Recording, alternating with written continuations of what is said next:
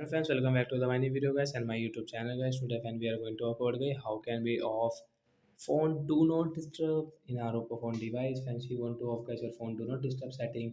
So then how can you off it today friends? I will show you. I will tell you in this video guys. So before starting video friends, first of all go and subscribe the channel guys. Click the bell icon, like the video. So friends, now let's see how can we off guys phone do not disturb setting guys. We will on guys our phone setting guys.